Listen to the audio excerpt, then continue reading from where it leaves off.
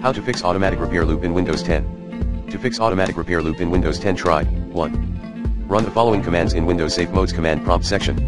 chkdskc/rfixbutc. 2. Perform a system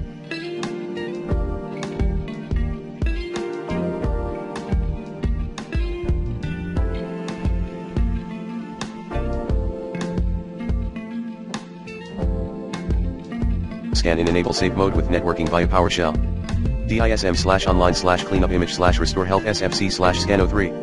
Run the following command in Windows Safe Modes command prompt section. c/Windows/system32/config/reg***c:/Windows/system32/config/4.